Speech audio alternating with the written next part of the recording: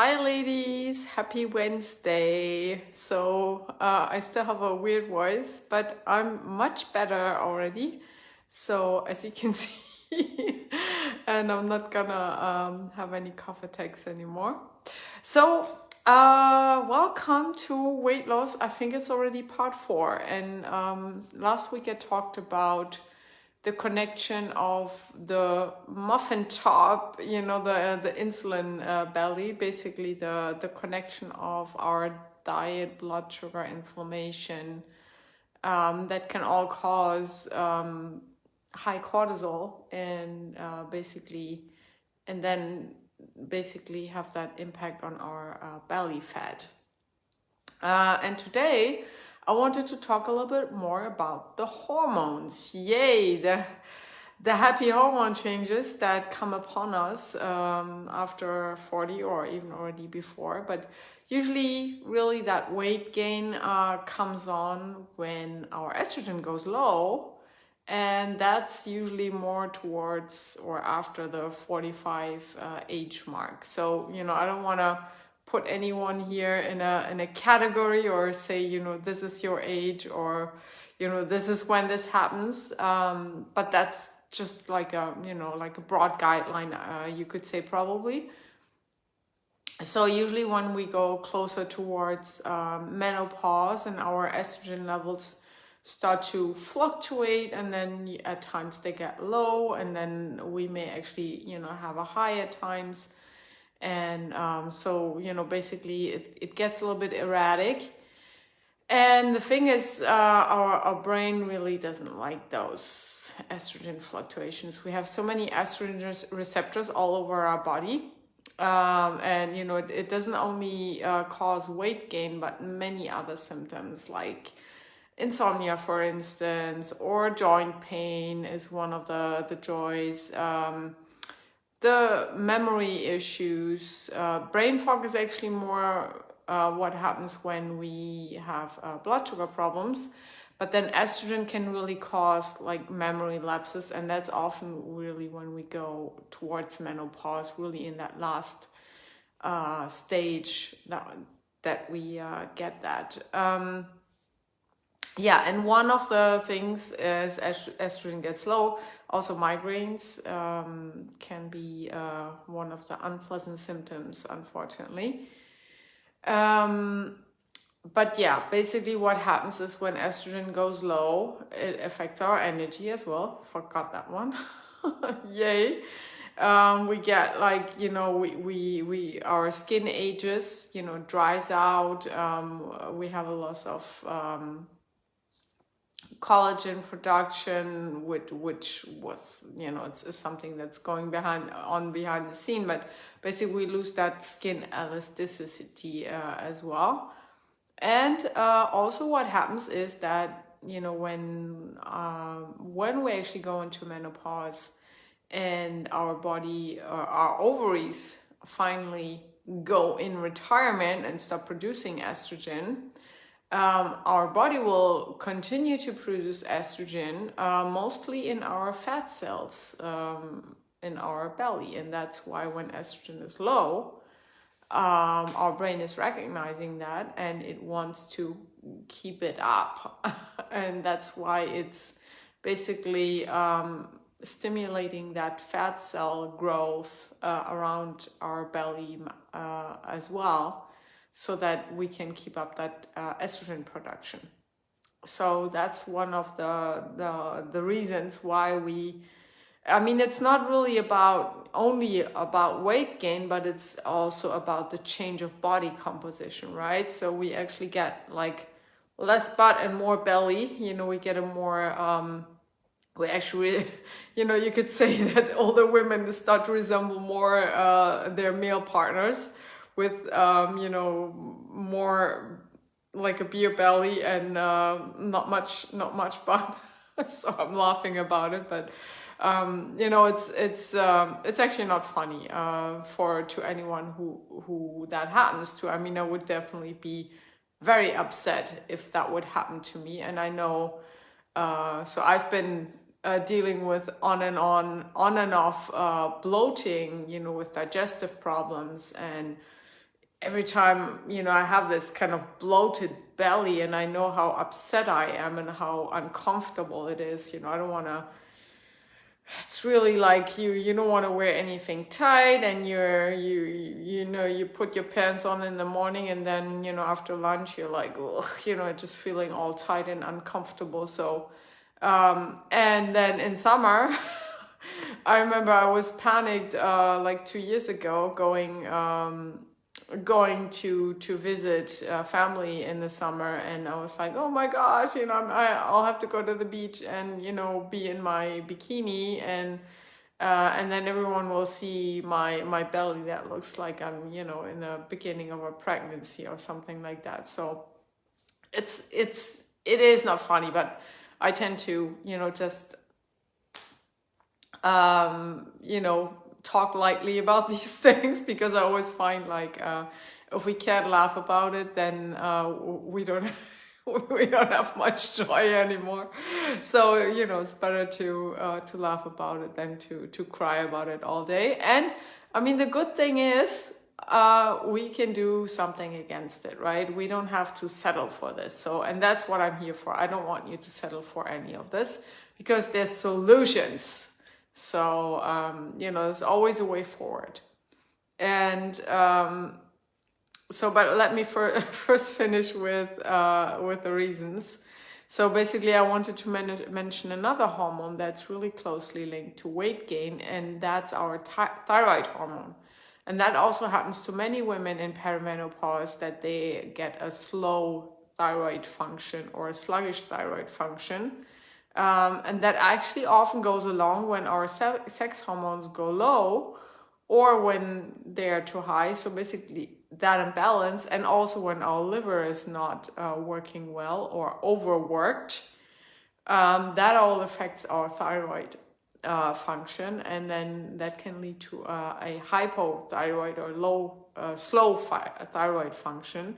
So it's actually a little bit strange, because we talk about low thyroid or hypothyroid, but it's actually, on your bloods, your thyroid stimulating hormone, your TSH, will be high. So, it's actually the opposite. So that could be a little bit confusing.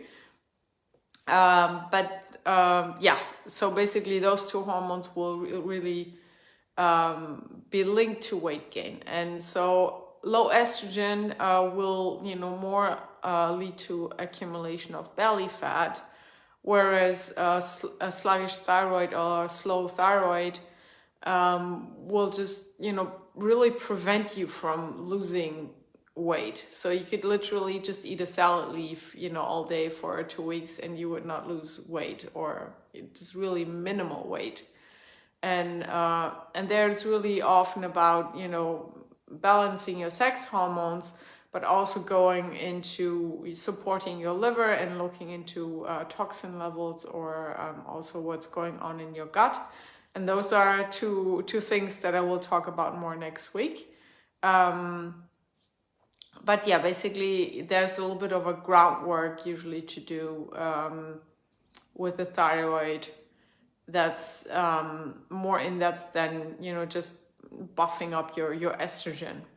So things you can do naturally to increase your estrogen levels is, always is reducing stress, because the more stress we have, the less sex hormones we have. And sorry, I just have something in my eye that's annoying me. Okay. But basically you can also eat estrogenic foods. So, there's tofu or soy, which is one of the most known or famous ones. And it's often a food actually that I don't recommend. But in this transitional phase, and also afterwards in menopause, it can actually be a good thing to eat, some tofu or some edamame or tempeh, which are all forms of tofu. But don't go for that textured kind of fake food products, but really, or also soy milk and soy proteins are very hard to digest. So you really go more for the real foods, real food options. Those are usually better. And then there's also or phytoestrogens like flax seeds, which is a really great food that can, stimulate estrogen receptors, or hops as well. So beer is not such a great thing, but you can take hops as a supplement, for instance. And so basically, there's a bunch of these foods that you can eat to support your estrogen levels. But honestly, it will likely not be enough. So the best results that I see are with hormone therapy. And I've had clients also take estrogen boosting supplements that only contain herbs to boost estrogen levels. But the results are never as good as when you actually really take the hormone. And there's also many women who think it's dangerous, or who think they can't because they may have predisposition to or cancer risk, or that it will elevate cancer risk. It's all overhauled, really. I mean, these things have gotten a really bad rep due to a study that was done, I think it's now good 20 years ago or even longer. And that was a study that got a very bad reputation, and I've looked at it into detail. And so at that time, they were only using synthetic hormones. The target group were women that were already quite old, let's say. They're already well into menopause when they started the hormone therapy.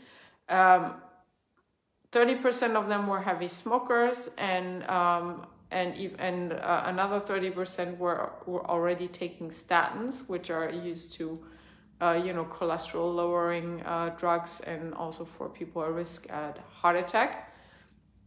So, and I mean, basically, I have an article on my blog where I really went into all the details, but you could say that basically most of these women were either obese or overweight, or heavy smokers, or already on statins with high cholesterol and risk of heart attack. And so, I mean, in general, they were not in good health. And then what they were given were exclusively synthetic hormones. So they were given an estrogen that was derived from horse urine, and the progesterone, I actually don't remember what exactly it was. But those drugs are not used anymore today. So what I'm talking about and what I recommend to my clients are bioidentical hormones. In the UK, they are also referred to as body identical hormones. And what it actually means is that these hormones are exactly the same as what your body is or used to produce. And they're always derived only from plant compounds. So these are common form of creams and gels or oils that you can put on your skin. And the progesterone is also available in form of a pill that you can swallow. And they come with minimal side effects and minimal risk. And even on the contrary, if you're taking these, especially the progesterone, is so important to actually counter that effect of that elevated risk of breast cancer that many women have in perimenopause. Because when the progesterone goes low and the estrogen doesn't change, then we all of a sudden have this gap. And then we have actually what's called estrogen dominance, because the balance is off. So, we need to make sure we're upping our progesterone so that it comes again back to that balance that we need. And once our estrogen goes low, then it's also time to supplement with estrogen to bring back the normal levels that our body was used to. And now you may actually argue and say, well, that's the way nature is, that's nature. So, I don't want to interfere in that. And I mean, of course, everyone, you should choose what's right for you and what it's your body, right? So, but I always feel like, okay, when we have a look at these women, like 50 years ago, your life basically ended when you were in menopause. I mean, that's when also your life was over and you would die a couple of years later. Today, we're getting much older. And why, I mean, sorry, why should we live with all these symptoms? And I mean, not everyone is suffering from them, but why should we accept not sleeping anymore, not having a brain anymore, getting actually putting our health at risk, bone density, osteoporosis, risk of heart attack, high cholesterol, and Alzheimer's and dementia is all linked to low estrogen levels. But, why should we accept having headaches, not being in a good mood, having low energy, gaining weight, and basically, becoming this old person? Well, I mean, I'm for sure, I don't want to accept that. I want to age well, and I want to stay as vital and energetic and, basically have all the capacities that I used to have as long as possible. So I don't see any bad thing with supplementing with hormones, and I'm already doing it actually. So not I mean, the estrogen, I just turned 46, and I just started in my last cycle microdosing a little bit with estrogen gel. So I will test this a little bit, but definitely for me, it's so important that I want to protect my brain, and I want to protect my heart and also my bones. And and I definitely don't want any of those symptoms. The hot flashes, no thanks. So okay, this has gotten much longer than I wanted it to be. And it's gotten on about a rant of, or, education about hormone therapy. But I think it's important to share these things.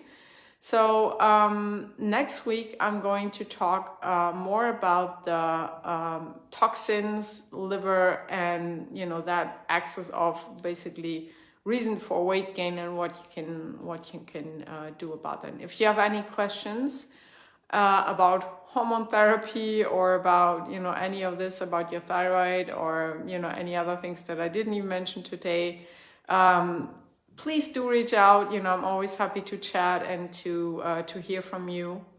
And with this, I'm going to stop blabbering now and let you go back to your evening, and talk to you next week.